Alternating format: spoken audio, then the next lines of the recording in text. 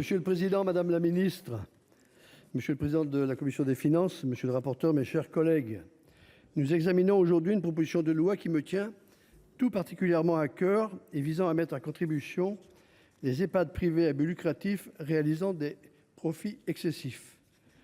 Je souhaite remercier les membres de mon groupe politique de me permettre de défendre cette PPL. Je souhaite également remercier monsieur le rapporteur du texte de la commission des finances, Bruno Belin, pour la qualité de nos échanges lors de son travail préparatoire par-delà nos divergences d'analyse. Cette PPL est le fruit de remontées de terrain.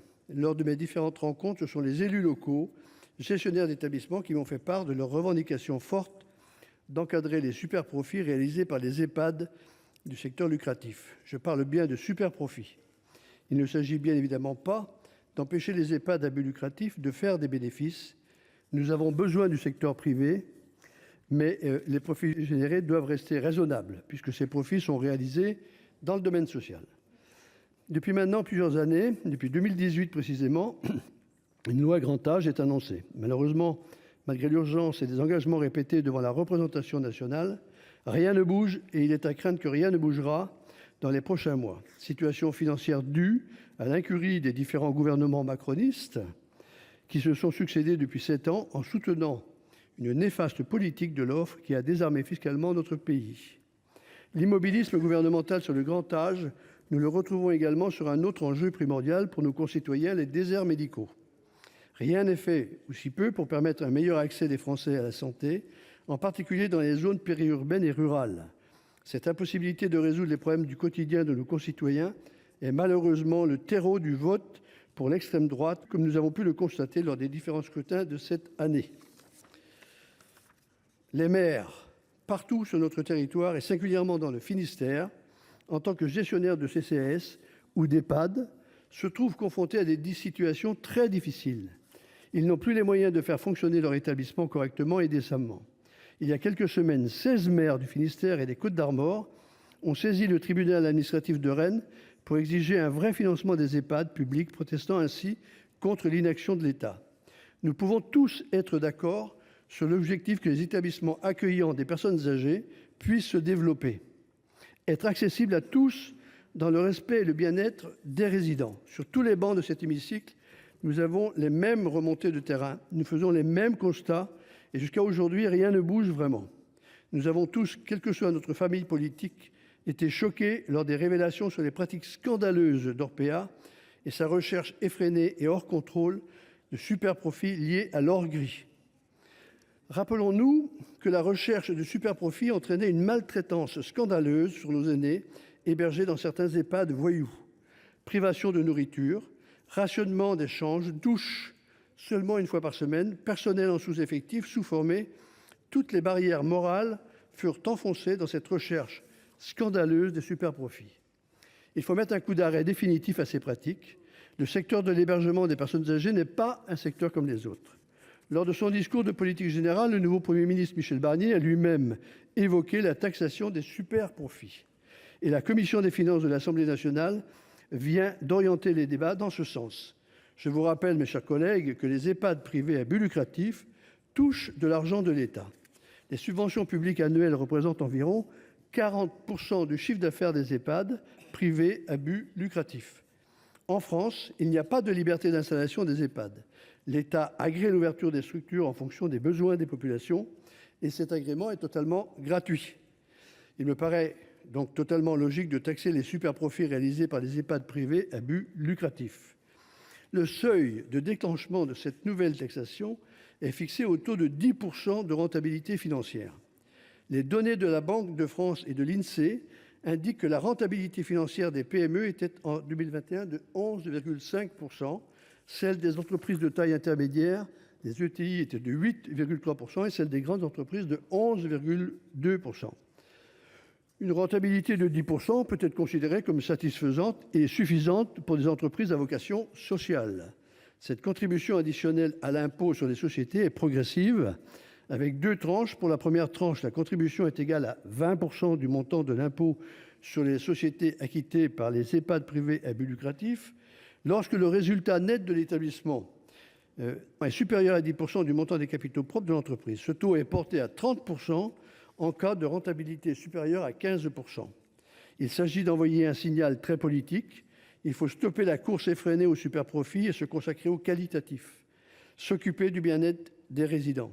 Lors de l'examen de cette PPL en commission des finances mercredi dernier, a été soulevé le fait que le contexte économique de 2024 n'est pas le même que celui de 2018, année de révélation du scandale Orpea. Certaines pratiques semblent cependant toujours en cours et me surprennent. Les financements octroyés aux EHPAD par les agences régionales de santé et par les départements se fonderaient quasi exclusivement sur des documents budgétaires déposés par les gestionnaires d'EHPAD. Les états prévisionnels des recettes et des dépenses, ce qu'on appelle le PRD, étant réalisés des recettes et des dépenses EERD sans contrôle systématique des comptes déclaratifs. Ainsi, certains gestionnaires d'établissements pourraient présenter des comptes EPRD et ERRD déficitaires, ce qui contrasterait parfois avec leurs bilans fiscaux excédentaires, voire très excédentaires. Autre source d'étonnement pour moi, lorsque l'on regarde avec attention les déclarations des EPRD et des EERD, on constate que les établissements n'y fournissent pas en détail leurs charges salariales réelles. Si les crédits alloués pour salarier le personnel chargé de prendre soin des résidents ne sont pas effectivement consommés, il ne faudrait pas que les excédents budgétaires restent à la disposition du gestionnaire qui pourrait ainsi faire des bénéfices sur le dos des résidents. Récemment, la Chambre régionale des comptes de Nouvelle-Aquitaine, dans un rapport, a constaté, en examinant la gestion d'un groupe privé d'EHPAD, que les documents de présentation de la réalisation budgétaire transmis aux tutelles n'étaient pas exhaustifs. Autre anomalie relevée par la Cour, l'application de frais de siège qui viennent majorer forfaitairement les dépenses couvertes par les financements publics, dotations, dépendances et soins, sans y être autorisés. Certes, la loi Valletoux du 23 décembre 2022 a restauré certaines possibilités pour les autorités de tarification de récupérer des financements octroyés, mais pas consommés, mais ces articles semblent souvent rester inappliqués. L'adoption de la proposition de loi que nous examinons aujourd'hui permettrait de fluidifier les relations entre les EHPAD publics, privés à but non lucratif et privés à but lucratif. Le regard changerait sur le secteur qui ne cesse de subir les répercussions du scandale Orpea. En effet, des pratiques encore plus vertueuses pourraient être mises en place plutôt que de subir cette contribution additionnelle.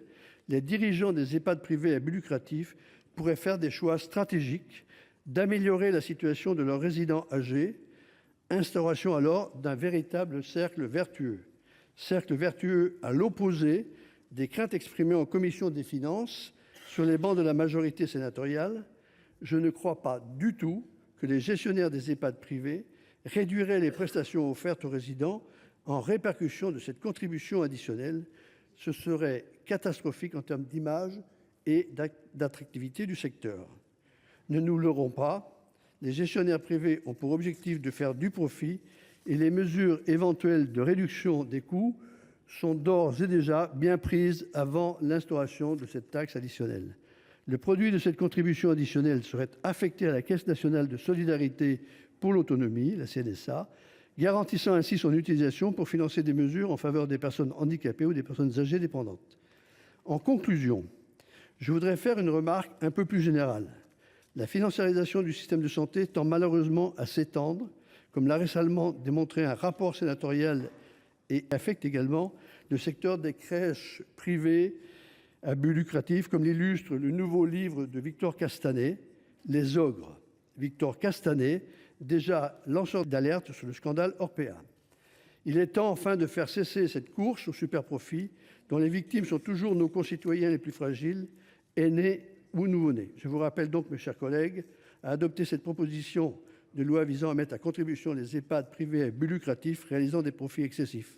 Cette adoption serait aussi un signal fort envoyé à nos concitoyens et aux élus locaux éprouvant les pires difficultés à gérer leur structure. Voter pour cette PPL, c'est faire preuve de volontarisme et envoyer le signal que la France doit impérativement rester une république sociale et solidaire, ce qui passe par une lutte sans merci contre les superprofits, avatars d'un capitalisme débridé. Monsieur le Président, Monsieur le Ministre, mes chers collègues, Je tiens tout d'abord à mon tour à remercier mon collègue Jean-Luc Fichet, auteur de cette proposition de loi visant à mettre les EHPAD privés à but lucratif réalisant des profits excessifs, les mettre à contribution. Elle prévoit dans son article unique la création d'un nouveau prélèvement obligatoire dont les recettes seraient versées à la CNSA, une contribution additionnelle à la charge de certains EHPAD. Ces dernières seraient assises sur le montant d'impôt sur les sociétés acquitté par les gestionnaires d'EHPAD commerciaux. Son taux serait fixé à 20% lorsque la rentabilité financière de l'entreprise, mesurée par le rapport entre le résultat net et les capitaux propres, serait comprise entre 10 et 15%, et à 30% lorsque la rentabilité financière serait supérieure à 15%. Vous voyez bien qu'on est aussi sur une proposition qui tient compte déjà de résultats tout à fait appréciables. Alors pourquoi cette contribution ? Tout simplement parce que la population française est inscrite dans une trajectoire de vieillissement tendanciel qui sera accentuée au cours de la prochaine décennie du fait de l'importance des classes d'âge dites du baby-boom. Cette évolution démographique se traduira en matière de politique publique de prise en charge de la dépendance par un accroissement massif des besoins d'investissement dans les EHPAD qui est estimé à plus de 7 milliards d'euros à l'horizon 2030. Ceci alors que la France est plongée dans un contexte de contraintes budgétaires durables pour les finances publiques locales comme sociales. Je rappelle que cela fait plus de 6 ans que nous attendons du président de la République qu'il tienne sa promesse. Annoncer enfin le dépôt d'un projet de loi pour répondre au défi du vieillissement. Un texte espéré par toutes les parties prenantes, les Français et leurs familles, comme les professionnels des secteurs de la santé, du social, du médico-social. 6 ans que les gouvernements successifs nous présentent des écrans de fumée, générant légitimement frustration et colère.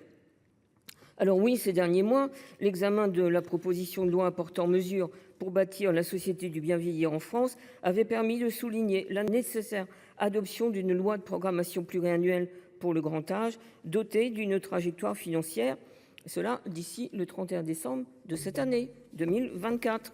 Madame Elisabeth Borne, alors Première ministre, s'était engagée à un texte déposé au plus tard à l'été 2024, de manière à être définitivement adopté dans les délais. Et au final, tout ceci n'était qu'une énième promesse non tenue par le gouvernement. Alors, monsieur le ministre, si vous le permettez, je profite de votre présence pour vous demander solennellement d'inscrire cette loi à l'agenda parlementaire au plus vite. Comme je l'ai moi-même indiqué dans le rapport d'information relatif à l'adaptation du bloc communal au vieillissement de la population que j'ai présenté la semaine dernière avec mon collègue Laurent Burgoa dans le cadre de la délégation aux collectivités territoriales, il y a pourtant urgence à préparer la société à la massification du vieillissement et à répondre à la grave crise que connaissent les EHPAD publics particulièrement, 8 établissements sur 10 étant en déficit. Sans cela, parler du bien vieillir n'a aucun sens. Alors que répond le Sénat, la Chambre des collectivités territoriales? Que répondons-nous à tous ces maires qui, dans nos territoires, gestionnaires de CCAS et d'EHPAD, se trouvent confrontés à des situations préoccupantes? À tous ces élus qui n'ont plus les moyens de faire fonctionner leur établissement, donc d'héberger des personnes âgées dépendantes dans les meilleures conditions et qui font face également à des problèmes de personnel. La majorité sénatoriale ne formule aucune proposition alternative à celle du groupe socialiste, écologiste et républicain. Et même le représentant a dit qu'il votera contre cette PPL.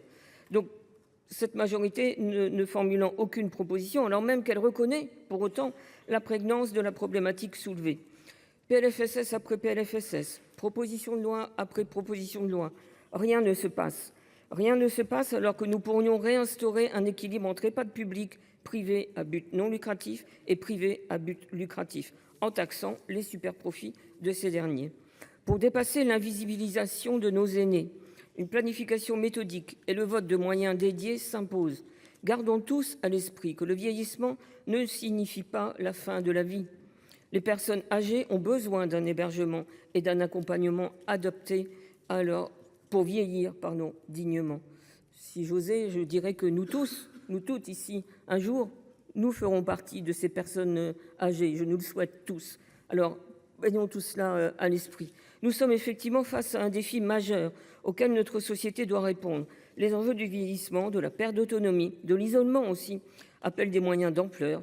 C'est pourquoi, mes chers collègues, je vous invite à voter en faveur de cette proposition de loi, à l'instar, bien évidemment, du groupe socialiste, écologiste et républicain. La financiarisation que l'on voit dans le domaine de la santé ou du social ou du médico-social sont souvent extrêmement complexes, en particulier sur le plan juridique. Et comme on peut le voir dans d'autres domaines, ces établissements à but lucratif peuvent présenter des comptes à l'équilibre ou même en déficit, alors qu'ils bénéficient très largement de l'argent public, l'argent de sécurité sociale et l'argent des départements. Mais dans les contrôles, il nous faut gratter dans toutes les directions, regarder précisément quels sont les montages financiers qui sont effectués, par exemple les SCI qui sont montés ou propriétaires des bâtiments. Ces organismes ensuite font payer des loyers exorbitants à ceux qui sont sur place. On voit régulièrement des investisseurs proposer aux citoyens lambda de faire un placement financier dans une chambre d'EHPAD en garantissant un taux de rentabilité aux alentours de 5%. Et on a évoqué tout à l'heure le résultat qui est actuellement de 4,7%, ce qui, à mon avis, n'est quand même pas négligeable vu les sommes dont on parle. Alors, au-delà de la réalité du déficit de nos EHPAD publics et où on a vraiment besoin effectivement de réformes structurelles, je crois que contrôler les EHPAD privés à but lucratif est une nécessité. Ces EHPAD privés à but lucratif sont toujours extrêmement nombreux. C'est donc qu'ils y trouvent un avantage, contrairement à ce qu'ils annoncent, et que la menace que l'on entend tout le temps sur si on les fait payer, ils vont partir, ne peut pas tenir. Ces grands groupes ne sont pas des philanthropes. La santé, le social et le médico-social ne font pas partie du domaine du commerce. Et donc, nous sommes bien sûr très favorables à cette proposition de loi de notre groupe. Merci. Cette proposition de loi a comme volonté de mettre en évidence le fait que les maires, les élus locaux crient au secours. Ils n'ont plus les moyens de faire fonctionner leurs établissements.